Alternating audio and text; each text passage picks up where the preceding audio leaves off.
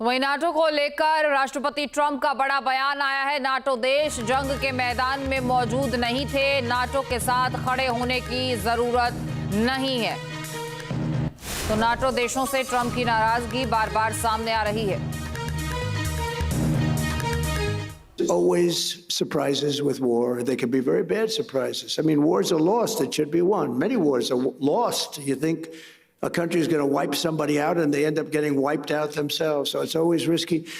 But I think a tremendous mistake was when NATO just wasn't there. They just weren't there. It's going to make a lot of money for the United States. तो वहीं खर्ग द्वीप पर US के जमीनी हमले से पहले Iran तैयार और आईआरजीसी ने अमेरिका इजराइल को चेतावनी दी है। सीधी चेतावनी दी गई है। ईरान भी अमेरिका पर वैसे ही कार्रवाई करेगा। ईरान के पास भी जमीनी हमले के ठोस कारण होंगे। तो आईआरजीसी की तरफ से चेतावनी सीधे सीधे और तीखी चेतावनी दी गई है कि अगर ग्राउंड ऑपरेशन की बात होती है तो हम भी ग्राउंड ऑपरेशन के लिए तैयार हैं। अब देखिए, हॉर्मुज को खोलने के लिए ईरान के पास सिर्फ 10 दिनों की मोहलत है। अगर इन 10 दिनों के अंदर हॉर्मुज पर ईरान ने कोई फैसला नहीं किया तो तबाही तय मानी जा रही है। अमेरिका अब ईरान पर सिर्फ हवाई हमले नहीं बल्कि ग्राउंड ऑपरेशन भी कर सकता है। इसके टारगेट पर होंगे ईरान के 3 अहम द्वीप। देखिए रिपोर्ट।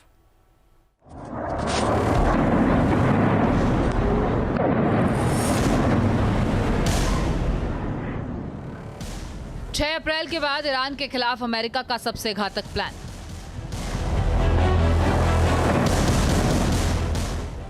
छह अप्रैल के बाद अमेरिका का ईरान के खिलाफ ग्राउंड ऑपरेशन।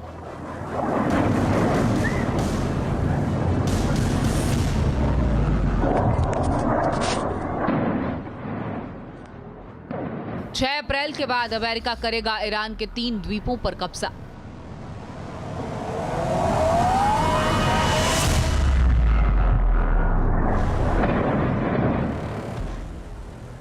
अमेरिका ने ईरान को सिर्फ 10 दिनों की मोहलत नहीं दी है बल्कि ईरान के खिलाफ एक ऐसी रणनीति तैयार कर ली है जिसका नतीजा पूरी दुनिया के लिए घातक साबित होगा।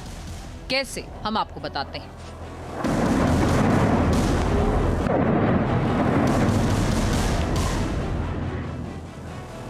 स्ट्रेट ऑफ हॉर्मुज, दुनिया की वो नस जिसे दबाते ही ग्लोबल इकोनॉमी का दम घुटने लगता है और इसी नस की चाबी छिपी है ईरान के 3 छोटे द्वीपों में जिनके नाम हैं अबू मूसा द्वीप, ग्रेटर तुंब द्वीप और लेजर तुंब द्वीप। सबसे पहले जानते हैं अबू मूसा द्वीप के बारे में।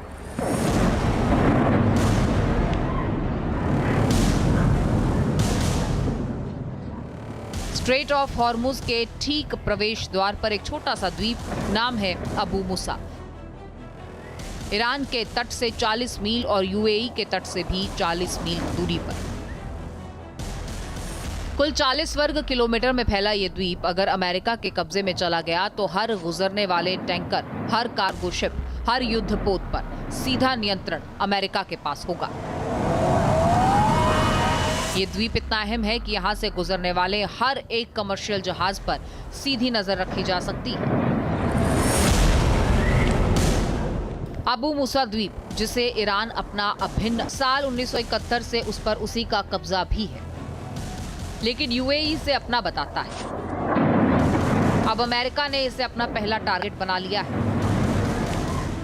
अमेरिकी मीडिया एक्सियोस के मुताबिक अमेरिका के टारगेट पर अबू मूसा द्वीप है। अमेरिका के निशाने पर लेजर तुंब और ग्रेटर तुंब द्वीप भी हैं। ये दोनों द्वीप करीब करीब निर्जन हैं, लेकिन रणनीतिक रूप से इतने अहम कि इन्हें हॉर्मुज का गेटकीपर कहा जाता है।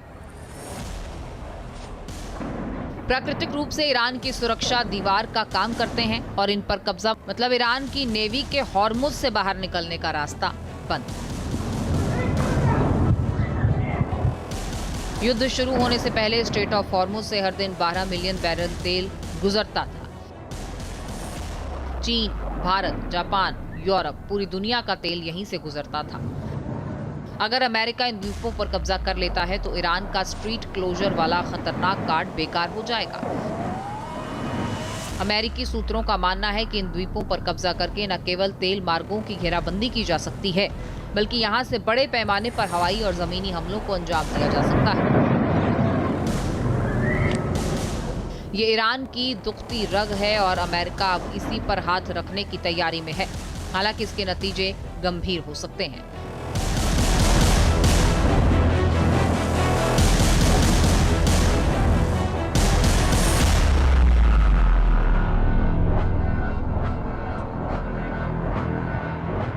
Well, everyone I talk to that is either a military officer, a former military officer, a special forces operator, or former special forces operator, etc., they've all kind of said a version of the same thing for me about trying to land troops there on any of these islands, which is read about the Battle of Gallipoli and how that went for the UK. Another one described it as best case, this will be a knife fight in a phone booth. Another one said, Luke, if you want to see how this is going to go back, turn on Saving Private Ryan and turn on the opening scene. That's what it's going to look like for these Marines. It'll be another Battle of Guadalcanal.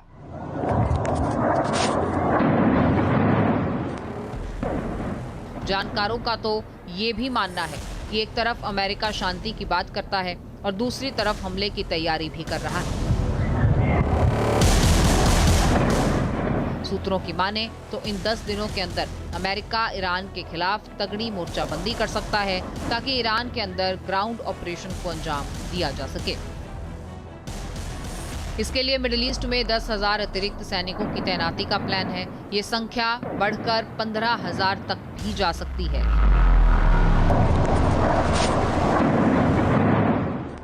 आंकड़ों पर गौर कीजिए आप। Middle east के लिए पहले ही 5,000 से ज्यादा marine और 82वीं एयरबोर्न टुकड़ी रवाना हो चुकी है।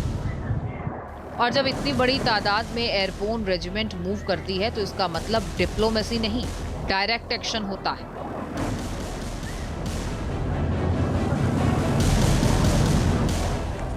समंदर के रास्ते आ रही तबाही का नाम है 2 यूएस मरीन एक्सपीडिशनरी यूनिट्स। ये कोई आम सैनिक नहीं है, ये समंदर से जमीन पर हमला करने और दुश्मन के तटों पर कब्जा करने में माहिर है। हर एमईयू में 2200 मरीन हेलीकॉप्टर, टैंक, आर्टिलरी और कमांडोज होते हैं। यूएसएस ट्रिपोली और यूएसएस बॉक्सर जल्द ही मिडिल ईस्ट में दाखिल होंगे। अपाचे हेलीकॉप्टर पहले से ही ईरानी बोट का तटरेखा पर पीछा कर रहे हैं और पेंटागन ने अब मीडिया को सटीक तौर पर यह बता दिया है कि वो किसी चट्टानी टुकड़े को निशाना बना रहे हैं। इसीलिए माना जा रहा है कि इस यूनिट के निशाने पर ईरान का एक और द्वीप हो सकता है। नाम है खर्क द्वीप। खर्क द्वीप ईरानी तट से महज 25 किलोमीटर दूर। खर्क द्वीप जो ईरान का सबसे बड़ा तेल एक्सपोर्ट टर्मिनल है। यहाँ से ईरान का 90% तेल बाहर जाता है। अगर खर्क पर अमेरिकी मरीन का हमला हुआ तो ईरान की इकोनॉमी की रीढ़ टूट जाएगी। और इस तरह की यूनिट्स ने 3 साल पहले दक्षिण कोरिया में भी कुछ ऐसा ही ऑपरेशन किया था। हालांकि इसी बीच अमेरिका ने एक और कदम उठाया है जो साफ साफ उसके इरादों को जाहिर करता है।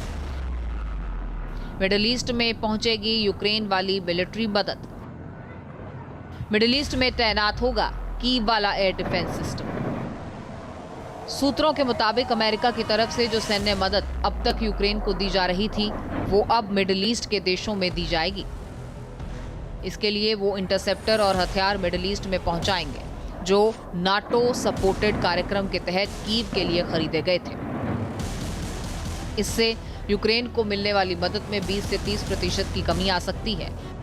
ट्रंप ने नाटो सहयोगियों को चेतावनी जारी करके साफ मैसेज दे दिया है।